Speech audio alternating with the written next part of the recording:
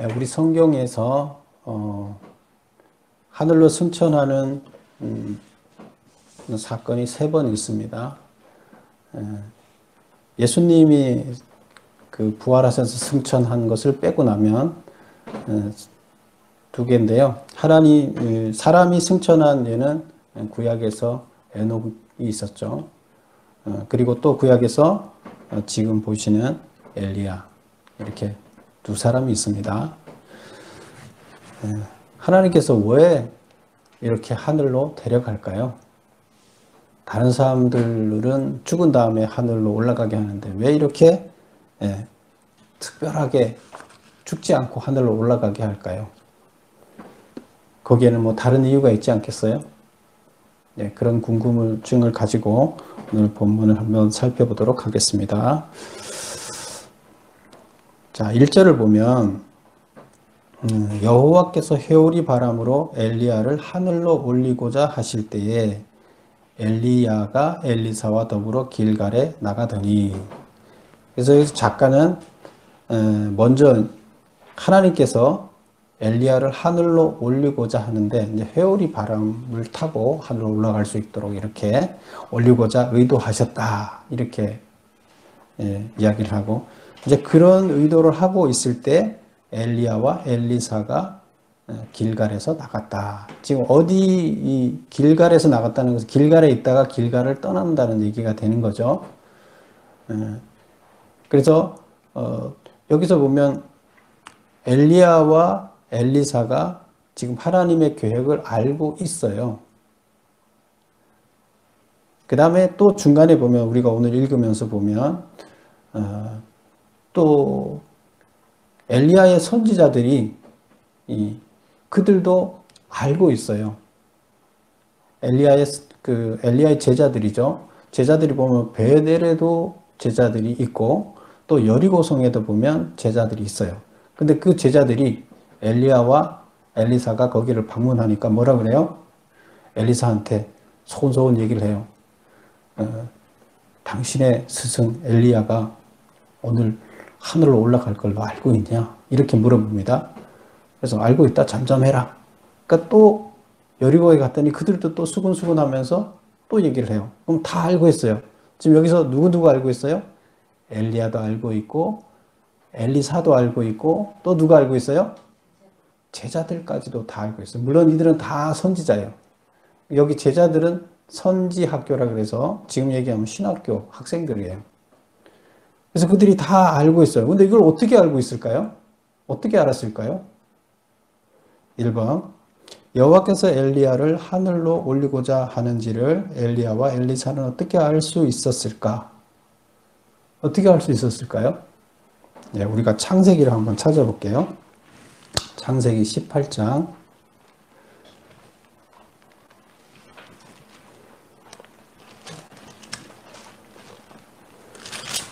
창세기 18장입니다. 18장 17절을 한번 보겠습니다.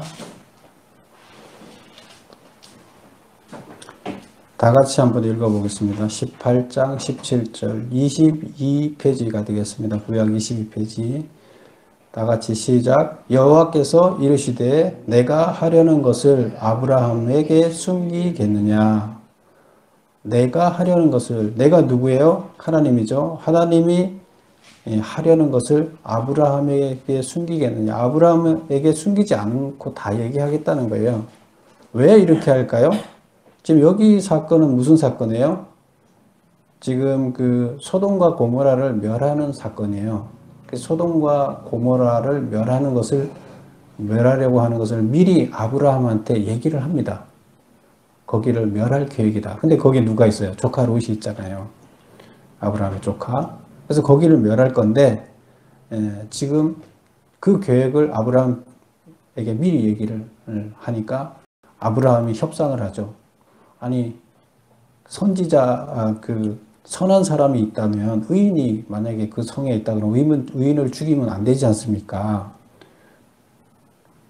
하나님이 뭐라 그래요?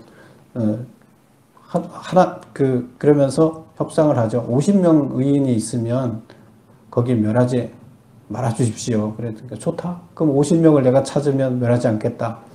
그래서 협상을 여러 번에 거쳐서 의인 10명만 있으면 마지막에 가서 어떻게 해요? 하나님께서 멸하지 않겠다. 이렇게 얘기를 합니다. 근데 이 얘기를 할 때 일단 오늘 17절에서 하는 얘기는 하나님께서 이 세상에 일어나는 일들을 아브라함에게 다 얘기하고 하겠다는 거예요. 왜 아브라함한테 허락을 받듯이 하겠다는 식으로 미리 다 알려주고 하겠다 그래요? 왜 그럴까요? 예. 하나님은 일을 하실 때 이 세상의 일을 어떻게 하신다 그랬어요? 아무도 모르게 본인이 다 하는 것이 아니라 하나님의 일을 대행할 사람을 세워놓고 그를 통해서 일하시겠다 그랬죠. 그래서 하나님의 일을 대행할 자를 세워놓고 그 사람으로 인해서 이 세상을 다스리게 하십니다. 그렇다 그러면 아브라함이 다 알아야 되죠. 그래서 미리 어떤 일이 일어날지를 알려주시겠다 이런 겁니다. 그러면 하나님께서 하나님의 일을 맡기신, 이 세상을 맡기신 하나님의 일꾼에게 이 세상에 어떤 일을 행할지를 미리 알려주신다. 그런 얘기가 되겠습니다. 그래서 중요한 일들을 미리 하나님의 일꾼들에게 알려주신다. 그래서 여기 보면 하나님의 일을 감당하는 하나님의 선지자들이 하나님의 계획을 어떻게 알았는지는 모르지만 알게끔 하나님이 해 주셨다. 이런 겁니다. 그래서 엘리야가 지금 승천할지를 선지자들은 다 알아요. 2번 보겠습니다. 엘리야가 승천하기 전 하나님은 왜 그를 여러 지역으로 돌아다니게 하였는가? 돌아다닌 지역은 어딘가? 이렇게 보면 1절에 보면 길갈에서 나갔어요. 그리고 2절에 보면 어디로 가야 뭐라 그러냐면 엘리야가 엘리사가 이르되 청하건대 너는 여기 머물라. 그래서 스승이 제자한테 얘기를 합니다. 너는 여기 머물라. 여기 있어라. 길갈에 있어라. 여호와께서 나를 베델로 보내시느니라. 지금 이 길갈에서 나를 베델로 가라고 그러니까 너는 여기 있어라. 이렇게 얘기를 합니다. 그러니까 엘리사가 뭐라 그래요? 내가 맹세하는데 나는 여기 있지 않겠습니다. 당신 따라가겠습니다. 이렇게 해서 베델로 내려갔어요. 2절 끝에 보면 베델로 같이 내려갔어요. 두 사람이 베델로 내려가니. 그리고 그 다음에 또 보세요. 또 4절에 보면 3절에 보면 여호와께서 오늘 당신의 그게 아니고 4절에 보면 너는 여기 머물라. 또 이렇게 얘기를 합니다. 여기가 어디예요? 베델이에요. 여호와께서 나를 여리고로 보내느니라. 어디로 가요? 베델에서 나를 또 여리고로 가라 그러니까 너는 여기 있어라 그러니까 또 엘리사가 뭐라 대답해요? 아닙니다. 하나님께 맹세하건대 나는 당연히 쫓아가겠나이다. 이렇게 얘기를 합니다. 또 그 다음에 6절에 보면 또 너는 여기 머물라. 지금 어디가 있어요? 여리고에 가 있죠. 여리고에서 너는 여기 머물라. 여호와께서 나를 요단으로 보내시니라. 요단이 어디예요? 요단강. 요단강으로 나를 보내니까 너는 여기 있어라. 그러니까 또 뭐라 그래요? 아닙니다. 하나님께 맹세컨대 나는 당신을 쫓아가겠습니다. 이렇게 3번이나 이렇게 하고 요단강에 갑니다. 그 다음에 요단강에 가서 승천을 한 거죠. 그러면 그 2번의 문제, 엘리야가 승천하기 전에 하나님은 왜 이렇게 여러 지역으로 돌아다니게 하였는가? 여러 지역으로 돌아다니게 하였죠. 지금 어디예요? 처음에 있던 데가 길갈에서 어디로 갔어요? 베델에서 어디로 갔죠? 여리고에서 다시 요단강. 근데 이렇게 움직였는데 왜 이렇게 움직이게 하셨을까? 이 땅의 사역을 정리하고 승계하도록 하기 위해서다. 인수인계를 하도록 하는 거죠. 엘리사에게 인수인계를 해줘야 되잖아요. 그래서 지금 그전에는 엘리야 혼자서 사역을 했어요. 엘리야가 담당하던 사역을 이제 본인은 하늘로 올라가니까 승천하니까 자기 사명은 끝났어요. 그 사명을 이어서 엘리사를 세우라고 이미 열왕기 상에서 얘기를 했죠. 그래서 기름 부어 세웠죠. 그리고 이제 인수인계를 해야 될 시간이 돼서 자기가 했던 사역지에 대한 인수인계를 하게 됩니다. 근데 지금 여기 보면 처음에 길갈에 있다가 간 데가 어디였어요? 베델이죠. 그 베델에 보면 뭐가 나옵니까? 3절에 보면 베델에 있는 선지자의 제자들이, 여기서 우리는 뭘 알 수 있어요? 베델에 있는 선지자의 제자들이 있다는 거예요. 여기서 선지자는 엘리야를 얘기하고 베델에 엘리야의 제자들이 있다. 그럼 여기 뭐가 있다는 거예요? 신학교가 있다는 얘기예요. 어디에? 베델에. 거기에 가서 신학교, 지금 신학교가 있었으면 엘리야의 제자니까 엘리야가 가르친 제자들이 있는 거예요. 그러면 엘리야가 여기에 신학교를 하고 있었다. 이제 이런 걸 보게 되는 거죠. 그러면 거기 와서 보여주는 건 일을 계속 하라는 거죠. 내가 하던 것을 이제 네가 하라. 보여주는 거죠. 그 다음 5절 가볼까요? 여리고에 있는 선지자의 제자들이, 여리고에 있는 선지자의, 다음에 여리고로 갔죠. 여리고에 갔더니 또 거기에 선지자의 제자들이 또 있어요. 그들도 알고 있죠. 승천할 것을. 그래서 여기도 여리고에도 뭐가 있다는 거예요? 선지학교, 신학교가 있다는 거예요. 그럼 이 신학교도 너가 담당해서 말씀을 가르쳐라. 핵심이 보면 이 두 군데를 방문했고 그 다음에는 승천하는 장소인 요단강으로 갑니다. 그러면 제일 중요한 사명 두 가지가 뭐예요? 두 군데 갔던 게 뭐예요? 길갈에 있다가 신학교 두 군데를 갑니다. 그럼 신학교를 갔다는 거는 뭘 얘기하는 거예요? 말씀을 이들한테 가르치는 사명을 부여해 주는 거죠. 그러면 엘리야가 인수인계할 때 이 두 군데 장소를 중요하게 여기고 그들을 거기를 가게 했다는 것은 엘리사에게 중요한 사명을 부여하는데 그게 말씀을 가르치는 것이다 하는 것을 볼 수가 있습니다. 그래서 요단강에 가서 승천을 하고 나서 다시 이제 엘리야는 승천했고 엘리사는 그 다음에 다시 어디로 오나 하면 요단강에서 여리고로 와서 여리고에서 다시 베델로 옵니다. 그 다음에 베델에 다시 갔던 길을 돌아오는 거죠. 돌아와서 그 다음 거기서 갈멜산을 가고 사마리아로 돌아오는 이런 여정이 지금 2장에 나와 있습니다. 갈멜산은 어떤 곳이에요? 그 스승이 뭐 했던 거죠? 예, 바알과 대결을 했던 장소예요. 거기를 갔다 와서 이제 사마리아는 어디예요? 수도죠. 수도로 가는 거예요. 그러면 사마리아와 갈멜산은 어떤 특징을 갖고 있을까요? 지금 앞에 베델과 여리고는 말씀을 가르쳐라 하는 신학교를 하는 거에 중점이 맞춰져 있다면 갈멜산과 사마리아는 우상타파가 중심이 되겠죠.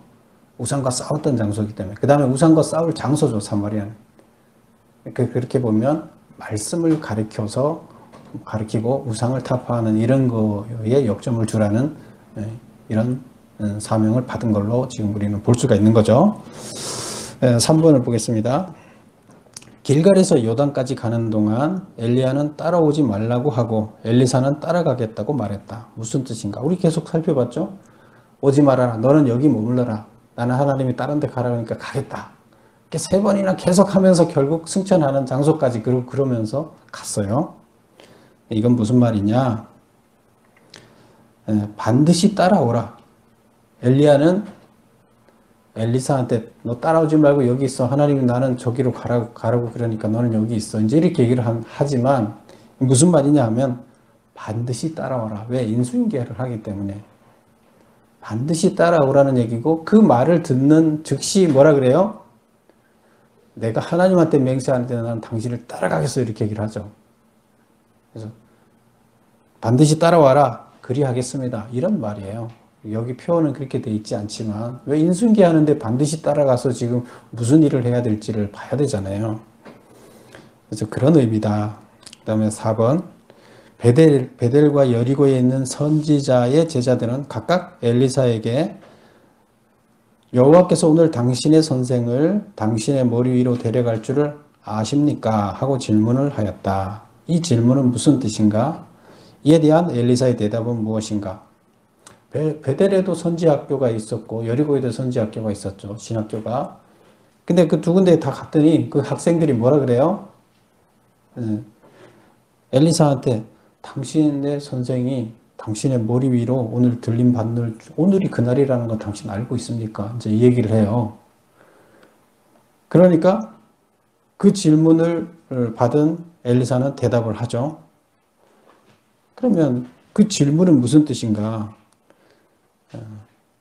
당신 스승이 하늘로 올라갈 것을 알고 당신 쫓아다니냐? 이렇게 묻는 거예요. 그럼 거기에 무슨 질문이 있을까요? 승천 후에 당할 고난을 알고 따라다니느냐? 엘리야가 승천해서 사라지게 되면 지금까지는 엘리야가 기적을 막 일으켰어요. 그래서 엘리야를 잡아 죽이려고 하는데 지금 정부 측에서는 엘리야를 어떻게 하든 죽이려고 하는 그런 상황이잖아요. 그리고 미워해요. 그럼에도 불구하고 하나님께서 엘리야에게 능력을 베풀었기 때문에 함부로 하지를 못해요.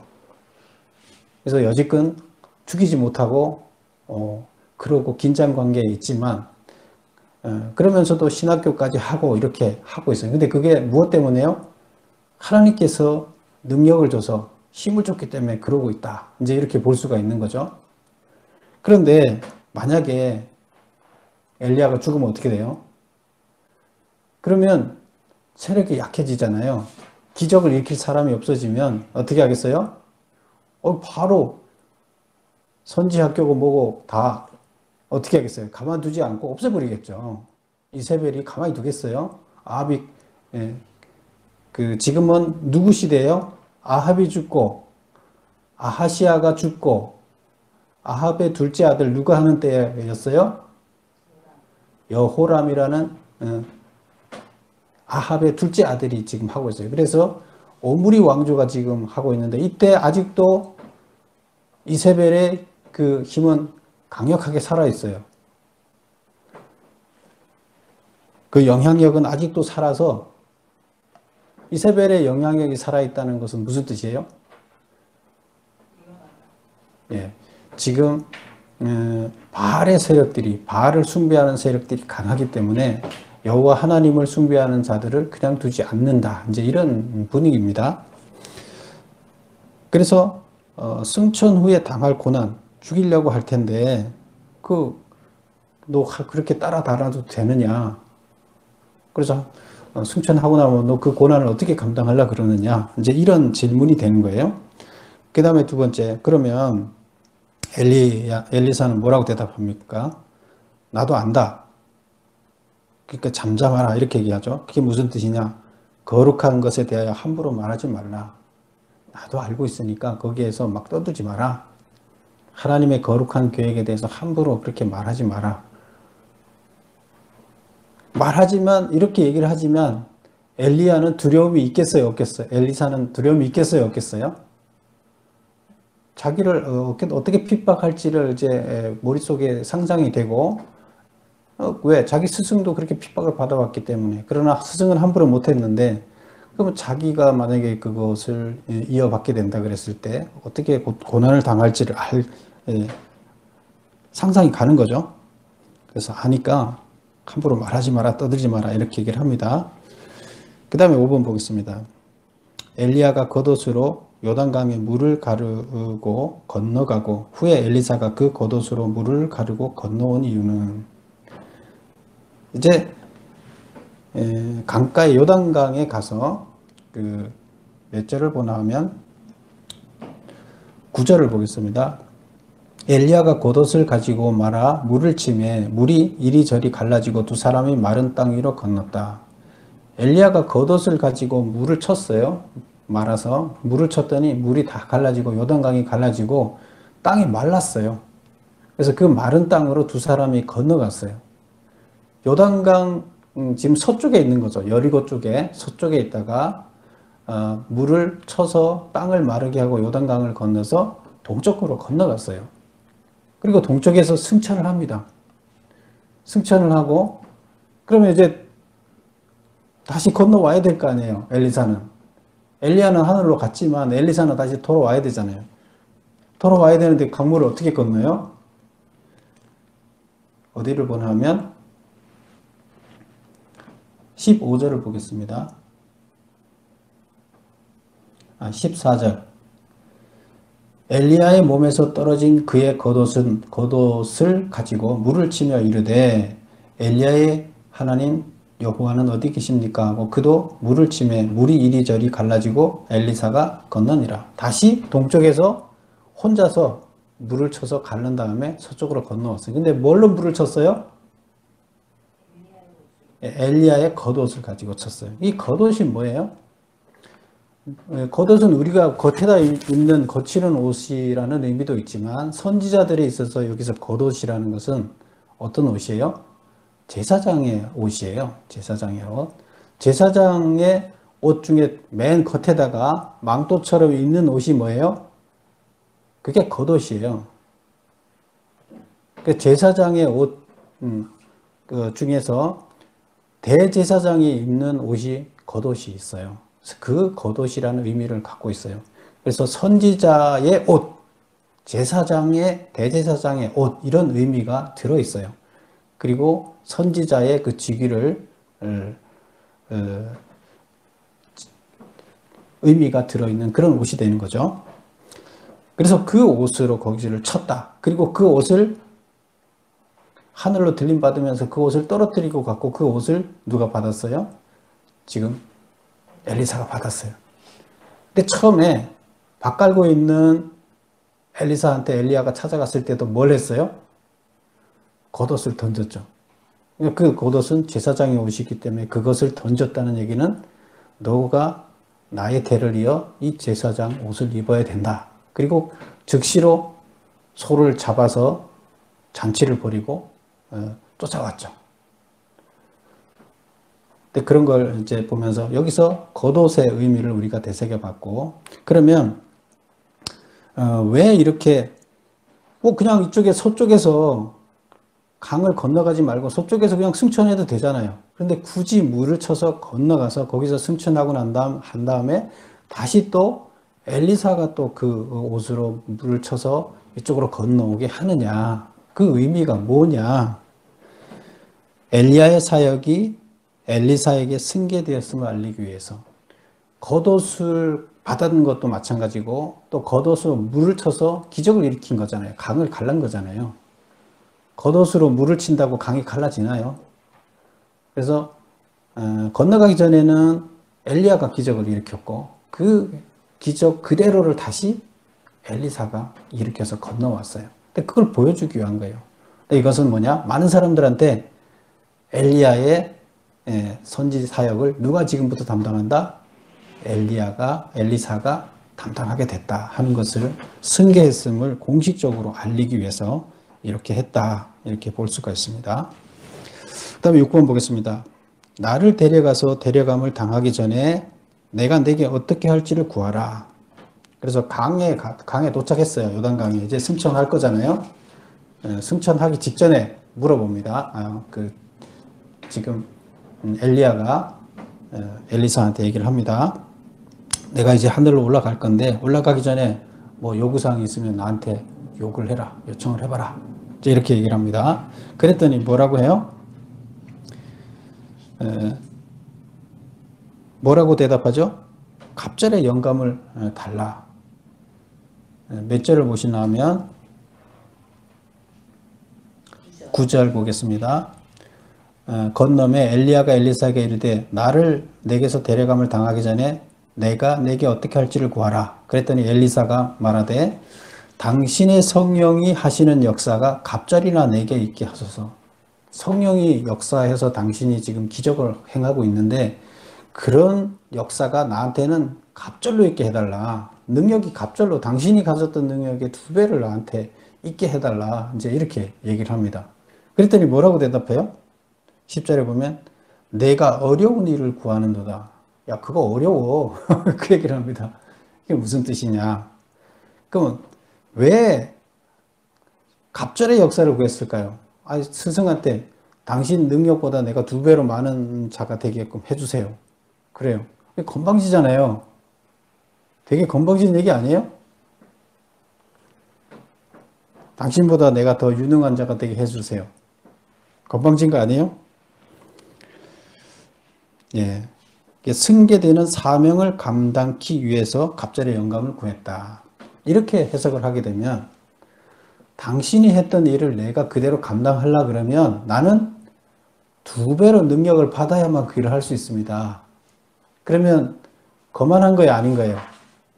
거만한 게 아니죠. 당신은 능력자이기 때문에 일이라는 하나님의 그 영감으로 이걸 충분히 감당할 수 있었지만 나는 당신만한 능력이 안 되니까 일하는 능력을 나한테 줘야 내가 당신이 하던 사역을 감당할 수 있겠습니다. 그 얘기가 됩니다. 그러니까 제발 그 일을 감당할 수 있게 사명을 감당해내게끔 내한테 당신보다 더 2배의 영감을 좀 주십시오. 이제 이렇게 얘기해요. 근데 대답을 하죠. 뭐라고 대답해요? 야, 그거 어렵다. 내가 어려운 일을 구하는구나. 야, 그 어려운 일을 나한테 구하냐. 이 얘기 무슨 말이에요? 이는 하나님만의 고난이기에 내게는 어려운 일이다. 내가 할 수 있는 일이 아니다. 난 내한테 어려운 일이다. 그것은 하나님만이 할 수 있다. 이제 이렇게 대답하는 거죠. 그 어려운 일, 내가 할 수 있는 일이 아니다는 거예요. 내가 할 수 있는 일을 구하라고 했더니 너는 내가 할 수 없는 일을, 하나님 할 수 있는 일을 나한테 구하는구나. 이제 이런 뜻이 되는 거죠. 7번 보겠습니다. 나를 내게서 데려가시는 것을 내가 보면 그 일이 내게 이루어지려니와 그렇지 아니하면 이루어지지 아니하리라. 그 다음에 이제 이어서 그렇게 얘기를 하는 거죠. 내가 승천하는 것을 너가 여기서 지켜보면은 어떻게 된다고요? 너가 지금 요구한 갑절의 영감이 너한테 임할 거야. 그런데 만약에 그걸 지켜보지 않으면 임하지 않을 거야. 이렇게 얘기를 합니다. 이게 무슨 말일까요? 답을 보겠습니다. 승천을 지켜보고 승천의 영적 의미를 깨닫는다면 그 요청이 성취되게 해줄 것이다. 누가 성취되게 해줄 거라는 거예요? 하나님이. 왜? 너가 정말로 지금 사명 뭘 해야 될지 인수인계 지금 끝냈잖아요. 끝내고 여기까지 왔잖아요. 그래서 자기가 엘리사가 생각하니까 자기는 자기 스승만큼 이걸 못 해낼 것 같아서 능력을 더 달라고 하면 하나님께서 반드시 그 일을 감당하게끔 해줄 거 아니에요. 그래서 엘리사 대답은 그거예요. 하나님이 반드시 그 일을 감당하게 해줄 거다. 그런데 조건이 있다. 인수인계 하려면 마지막에 내가 승천하는 것까지 보고 내 겉옷을 네가 받아가야 되잖아요. 그러면 인수인계를 해야 된다. 그러니까 이 자리에 있어야 된다. 그러면 하나님께서 반드시 그 일을 감당하게 해줄 거다. 그런 얘기가 되는 겁니다. 그래서 너가 능력이 모자란다 생각하면 하나님이 분명히 능력을 줘서 그 일을 감당하게 할 것이다. 네가 2배 능력이 필요하다면 하나님이 줄 거다. 이제 이 얘기가 되는 겁니다. 그래서 생뚱맞는 얘기가 아니고 생뚱맞는 요청이 아니에요. 근데 우리는 이것을 잘못 해석하면 마치 거만해갖고 스승보다 더 잘난 놈이 되게 해달라는 이런 얘기다 이렇게 생각하는데 절대 그런 얘기는 아닙니다. 그 다음 8번 보겠습니다. 불수레와 불말들이 두 사람을 갈라놓고 엘리야가 회오리 바람으로 하늘로 올라갔다. 왜 하나님은 엘리야를 죽지 않고 승천하도록 하였는가? 왜 이 사람을 굳이 승천하도록 또 승천하는 것을 다른 사람들이 알도록 하고 그것을 지켜보게 하고 그렇게 했을까요? 예, 답을 보겠습니다. 끝까지 충성한 당신의 종들에게, 당신은 하나님이죠. 하나님의 종들에게 하늘의 상이 주어짐을 백성들에게 알려주기 위해서. 지금 많은 사람들이 우상을 섬기는 자들은 내세가 있다고 믿는 자도 있지만 그 우상을 믿는 자들 중에는 내세가 없다고 생각하는 자들도 많습니다. 그래서 이 세상이 다예요. 이 세상이 다면 어떻게 하겠어요? 무슨 수단을 썼어도 이 세상에서 잘 살아야 되겠죠. 그렇죠? 이 세상이 다인데 죽으면 끝인데 내가 이 세상에서 어떻게 하든 뺐더라도 남의 것을 착취를 하더라도 내가 잘 사는 게 목적인가? 여기 끝이니까. 근데 이 세상이 다가 아니고 더 좋은 세계가 있음을 알려줘야 될 거 아니에요. 그러니까 하나님의 말씀을 제대로 알면 그걸 알게 되는데, 그걸 모르는 사람들한테는 그게 말을 들으려고 하지도 않고 알려고 하지도 않아요. 그런 사람들한테 승천하는 모습을 보여주면 살아서 올라가네? 그러면 거기에 뭔가가 또 있다는 거 아니야? 그러면 이 땅이 전부가 아니라는 거 아니야? 지금 엘리야가 이 땅에서 얼마나 고생했어요. 왕이 죽이려고 그래서 도망다니면서 얼마나 고생했어요. 얼마나 굶었어요. 까마귀가 먹여 살리고 몇 번 죽으려고 했는데 하나님이 그를 위로해주고 살려주고 하면서 어쨌든 혼자서 지금 이 이스라엘 땅이 다 악의 세력으로 물들었을 때 혼자서 대항해서 싸웠잖아요. 지금까지. 그 고통을 겪어왔어요. 근데 그가 그냥 죽었다 그러면 아무 의미가 없잖아요. 근데 하나님은 그가 승천하는 모습을, 살아서 올라가는 모습을 통해서 뭘 보여준다고요? 끝까지 충성한 당신의 종들에게 하늘의 상이 주어짐을 알려주겠다는 거예요. 그가 고생했지만 큰 상은 그는 받아서 더 좋은, 죽지도 않고 승천하는 모습을 보여줘서 사람들한테 다음 세계가 있고 하나님께서는 거기서 큰 상을 베푼다는 것을 알려주겠다는 겁니다. 그래서 승천하게 만들면서까지 이스라엘 백성들이 하나님을 믿게끔 하려고 한 거죠.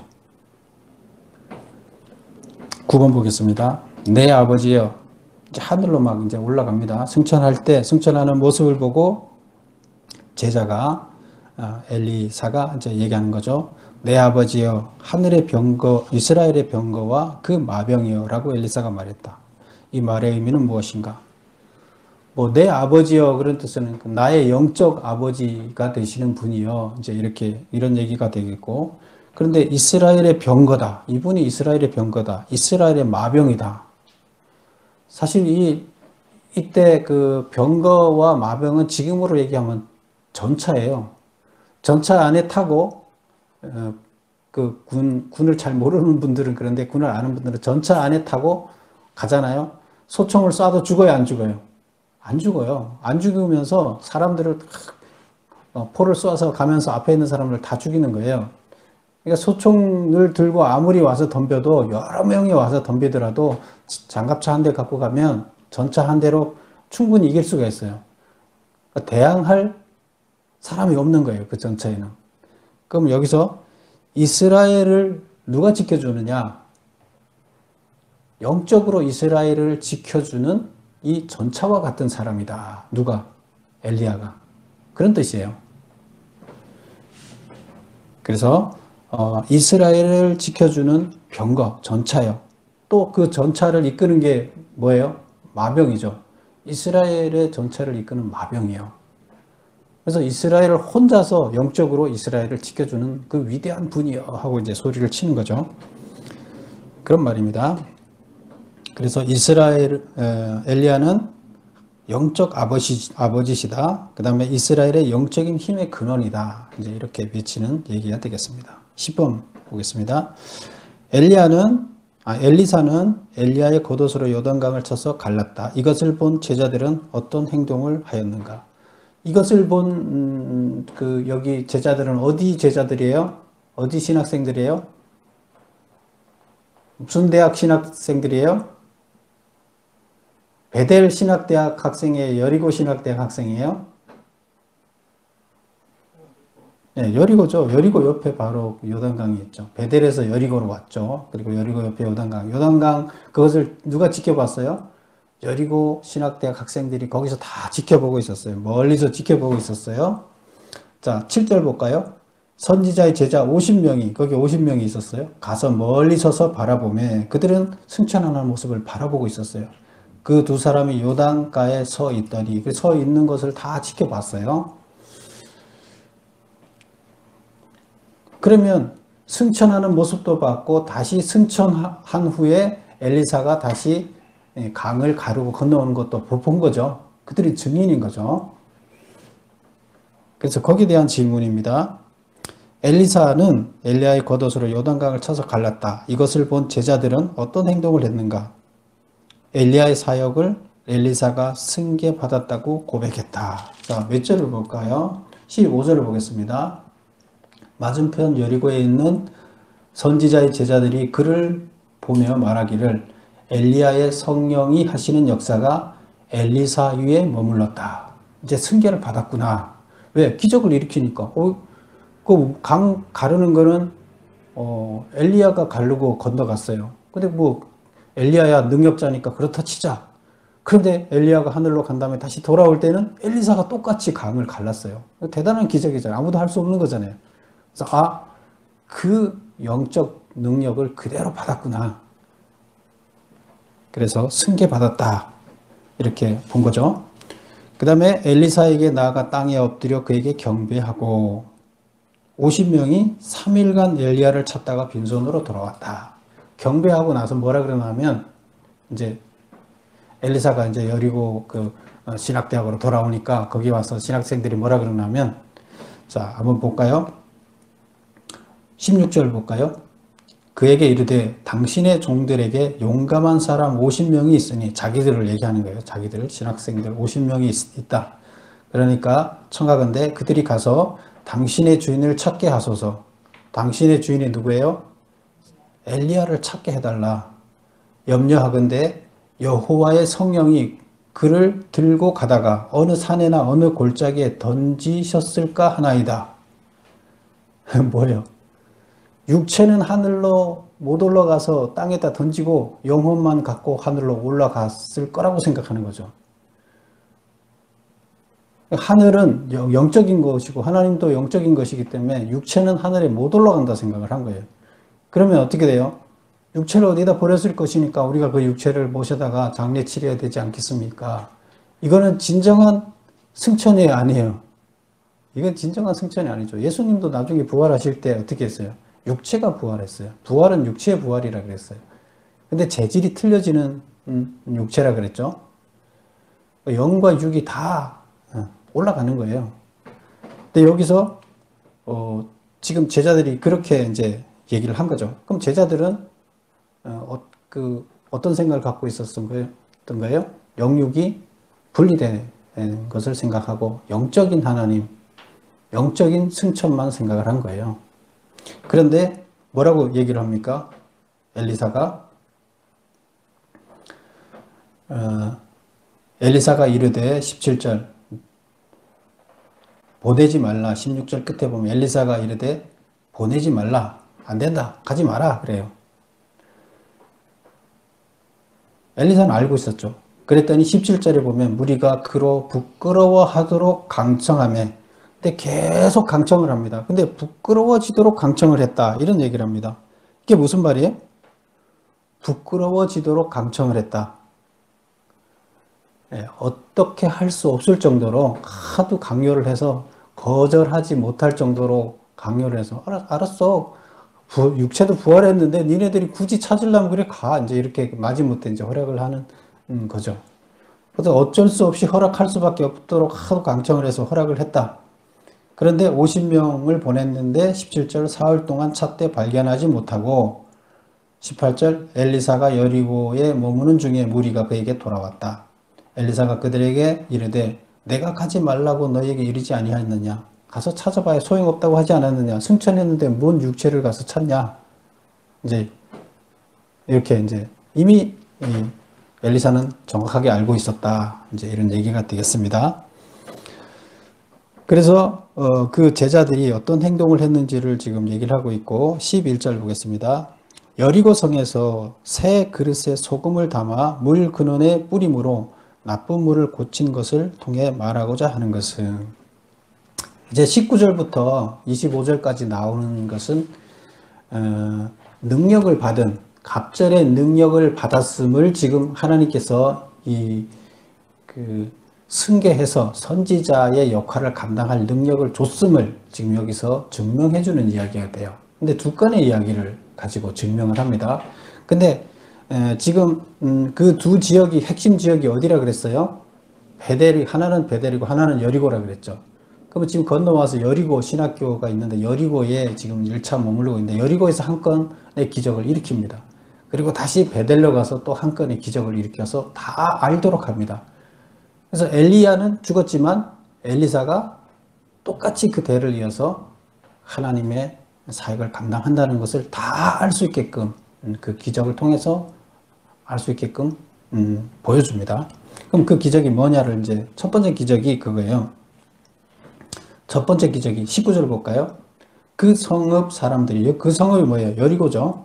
여리고 성읍 사람들이 엘리사에게 말하되 우리 주인께서 보시는 바와 같이 이 성읍의 위치는 좋으나 물이 나쁨으로 토산이 익지 못하고 떨어지나이다.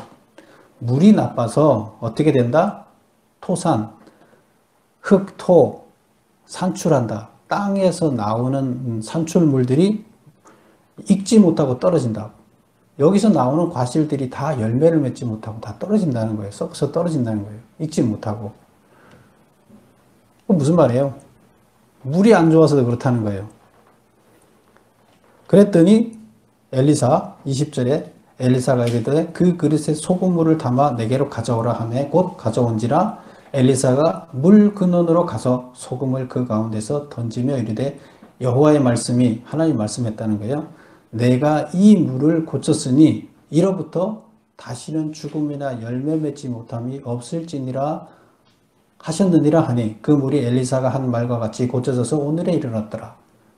그래서 포로기에 이 책을 쓸 때까지 고쳐져서 지금 열매 맺지 못하는 일이 없었다는 얘기예요. 그럼 지금 물을 고쳤다는 얘기를 하고 있어요. 안 좋은 물이, 나쁜 물이 고쳐져서 죽는 일이 없었다. 그전에는 그 물을 때문에 열매가 제대로 맺지 못했는데 고쳐졌다. 그럼 여리고성에 안 좋은 게, 물이 안 좋은 이유가 뭘까요? 여리고성이. 예, 우리 역사에서 한번 찾아볼 수가 있어요. 그 11번 한번 보세요. 열왕기상 16장 34절에서 그런 얘기가 나옵니다. 1번 아합 왕 때 베델 사람 히엘이 여리고성을 쌓을 때 내려졌던 저주를 치료하여 회복하는 행위다. 그 여리고성에 저주가 내려졌었죠. 그때 무슨 저주가 내려졌어요? 그 전에 처음에 여리고성을 여호수아가 강을 건너서 가나안 땅으로 들어올 때 첫 전투가 여리고성 전투였죠. 그래서 여리고성을 무너뜨렸죠. 그리고 무너뜨리고 그때 한 얘기가 뭐예요? 이 성을 건축할 때 이 무너뜨린 이 여리고성을 처음으로 건축하는 자는 그 아들이 죽을 것이요. 성문을 기초를 시작하는 할 때 아들이 죽을 것이고 누가 하든지 다시 건설하기 위해서 또 마지막에 마칠 때 건설 공사를 마치고 문을 달 때 누가 죽는다? 둘째 아들이 죽는다. 이런 식으로 얘기를 했어요. 근데 히람이 아합 왕 때 히람이 이 성을 다시 건설했어요. 그럼 누가 시켜서 했을까요?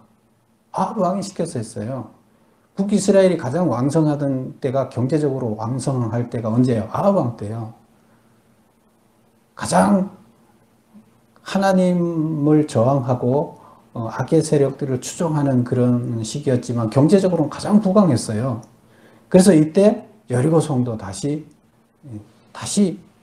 만든 거예요. 하나님 뜻을 거역하고. 그래서 그때 저주를 받아서 뭐가 되는 게 없는 거예요. 근데 이것을 치료해 줬다는 거예요. 누가 했어요? 엘리사가. 그러면 그게 무슨 의미냐? 두 번째 보겠습니다. 우상 숭배로 저주를 받을 수밖에 없는 이스라엘을 엘리사 선지자를 통해 말씀으로 회복하도록 하겠다는 뜻이다. 궁극적인 의미는 메시지는 뭐냐? 이 성의 물을 회복시키는 것을 통해서 왜 저주를 받았어요? 하나님 말씀대로 살지 않고 이방신의 뜻대로 살기 때문에 여기가 더럽혀졌잖아요. 그래서 그걸 회복을 말씀을 가르치는 선지자들이 회복을 시킨 거예요. 결국 그 말은 우상숭배라고 저주를 받을 수밖에 없는 이스라엘을 엘리사 선지자를 통해 말씀으로 회복하도록 하겠다. 이런 의미가 담겨져 있는 기적입니다. 그래서 이런 이적을 여리고성에서 보여줬다는 겁니다. 그 다음에 이제 두 번째 이적이 23절부터 나옵니다. 23절 볼까요? 엘리사가 거기서 베델로 올라가더니 이제 베델에 갔어요. 그가 길에서 올라갈 때 작은 아이들이 성읍에서 나와 그를 조롱하여 이르되 대머리에 올라가라 대머리에 올라가라 하는지라. 엘리사가 돌이켜 그들을 보고 여호와의 이름으로 저주하며 곧 수풀에서 암곰 둘이 나와서 아이들 중에 42명을 찢었더라. 이게 지금 베델에 올라갔는데 거기 갔더니 아이들이 몰려 나와서 대머리에 올라가라 대머리에 올라가라 이제 이렇게 하면서 놀리는 거예요. 엘리사를 놀리는 거예요. 그러니까 저주를 퍼붓어요. 무슨 저주? 여호와의 이름으로 저주하되. 그랬더니 수풀에서 곰이 나와서 그들을 다 찢었다는 거예요. 42명이나. 이건 무슨 말이에요? 이것을 통해 말하고자 하는 것이 뭐냐? 우선 여기서 뜻을 한번 풀어봅시다. 작은 아이들이 성읍으로 나와 그를 조롱하며 그 베델 성읍은 원래 지금 현재 어떤 상태예요? 현재 상태가 북이스라엘에서 베델하면 베델이 뭐 하는 곳이에요? 여로보암이 베델에다가 뭘 세웠죠? 성전을 세웠는데 베델과 단에다가 우상을 두 개를 만들어서 거기다 성전을 세웠죠. 남쪽으로 가지 못하게 하려고, 남유다로 예배드리지 못하게 하려고 세웠죠. 근데 단은 저 북쪽에 있으니까 사람들이 많이 가지 않아요. 그러나 이 베델은 지금 이스라엘 사람들이 다 몰려와서 우상을 섬기는 중심지가 되어 있어요. 그래서 어떻게 해요? 거기에 지금 하나님의 말씀이 왕성하게 살아있는 곳이에요? 아니면 우상이 왕성하게 살아있는 곳이에요? 우상이 왕성하게 살아있는 곳이에요. 근데 거기에 선지학교를 세워놨지만 선지학교가 세력이 강하겠어요? 미약하겠어요? 미약해요. 그런데 여기 갔더니 작은 아이들이 지금 해석을 이렇게 해놨는데 원문에 보면 작은 아이들이 청소년들이에요. 근데 청소년들이 청년들이에요.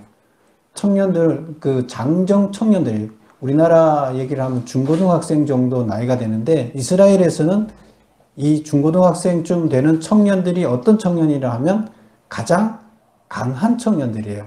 군사들 중에서 가장 힘을 쓸 수 있는 민첩한 청년들이라고 보고 있어요. 그러면 이 아주 가장 활달한 젊은이들이 누구를 저주한다? 많은 사람들이 모여서 지금 데모를 하는 거예요. 누구한테? 그럼 이거 누구를 데모하겠다는 거예요? 지금 하나님에 대한 데모를 하는 거예요. 그러면 우상을 섬기는 자제들이 모여서 엘리야가 승천했다는 이야기를 듣고 지금 여기서 대머리여 올라가라. 누가 올라갔어요? 하늘로. 엘리야가 올라갔잖아요. 그래서 대머리여 올라가라 이 얘기는 엘리야를 얘기하는 거고 엘리야가 하늘로 올라갔듯이 너도 어떻게 하라? 하늘로 올라가라. 여기 있지 말라는 거예요. 여기서 꺼져라 이 얘기예요. 너도 엘리야처럼 너도 하늘로 사라져라는 거예요. 꺼져라는 거예요. 그래서 대머리야 하늘로 올라가라. 대머리를 놀리는 게 아니라 너가 하나님을 믿는 자는 여기서 하늘로 사라져라. 여기서 꺼져라. 이 베델성에서 사라져라. 이런 얘기가 됩니다. 지금 하나님으로부터 받은 사역은 여기를 신학교를 통해서 말씀을 전해서 여기를 바꿔야 될 사명을 받았잖아요. 이스라엘 전체를 바꿔야 할 사명을 받았는데 여기서 사라지라는 거예요. 그래서 그들은 젊은 어린애들이 아니에요. 청년들이고 그들의 자제들 중에서 핵심 세력들이에요. 그 핵심 세력들이 얘기를 하고 있기 때문에 거기에 대해서 저주를 퍼붓는 거고, 그리고 하나님이 여기서 저주를 했다는 얘기는 결국 기도를 했다는 거고, 그 기도를 했더니 하나님이 뭐라고 답하는 거예요? 거기에 대해서 응답을 한 거예요. 그래서 하나님의 말씀을 물러가게 하고 우상 세력을 왕성하게 하려는 그들의 데모를 하나님께서는 제압해 주셨다. 이런 뜻이 되는 거예요. 그래서 우리는 얼핏 생각하면 무슨 선지자라는 사람이 젊은 애들을 곰이 물려 죽도록 기도해서 사람들을 다 죽이냐, 이 선지자가 할 일이냐 이렇게 생각하지만 그런 의미가 아니에요. 그래서 우리는 이 의미를 바로 새겨봐야 되겠다 이런 뜻이 되겠습니다. 그래서 12번 끝에 보겠습니다. 그러면 이게 무슨 뜻이냐? 이는 당시 여호와를 떠나 우상 숭배에 빠져 있는 이스라엘 백성들을 심판하겠다는 뜻이에요. 결국 계속 이렇게 우상 숭배에 빠져 있으면 젊은 애들이 우상을 추종하는 거잖아요. 그 윗사람들의 뜻을 따라서 부모들이 하는 대로 받아서 그대로 우상을 숭배하게 되면 결국 곰에 물려 죽는다는 거예요. 하나님의 심판을 받을 수밖에 없다. 이런 것을 경고하는 이야기가 되겠다. 이런 뜻이 되겠습니다. 다시 한번 정리를 해보겠습니다. 하나님께서는 왜 엘리야를 승천하게 했다고요? 왜 승천을 하게 했어야 돼요? 이스라엘 백성들이 하나님을 믿지 않고 내세에 대한 그 생각도 갖지 않고 현실에서 물질적으로 풍요롭게 사는 거, 욕심을 채우는 거에만 급급해 있어요. 이것은 이방신을 믿는 사람들이 하는 행태인데 지금 그것이 아니라 참 하나님의 뜻대로 하나님 말씀대로 살고 다음 세계가 있다는 것을 알려줌으로 인해서 그들이 참 하나님을 다시 알도록 하게끔 이렇게 하기 위해서 승천을 하도록 하셨던 거고, 그 다음에 이제 그 일을 감당하도록 하기 위해서 이제 엘리야가 승천했지만 엘리사를 통해서 그 일을 감당하기 위해서 엘리사를 세우고, 그 엘리사가 이 이스라엘 백성들한테 다 알려줘야 되잖아요. 사명을 감당하여. 그래서 알려지게끔 기적을 행한 이 사건이 2장에서 나오는 이 사건들이다. 이렇게 보시면 되겠습니다. 그래서 내용이 상당히 길어서 조금 시간이 걸렸는데요. 하나님께서는 이런 깊은 의미로 인수인계를 하는 과정 이야기를 여기에 기록하고 있습니다. 오늘날 우리들은 바로 또 대를 이어서 교회와 교회의 성도들은 엘리사인 겁니다. 우리가 엘리야의 대를 이어서 엘리사의 역할을 담당하는 우리가 되어야 되겠습니다. 기도하겠습니다. 아버지 하나님,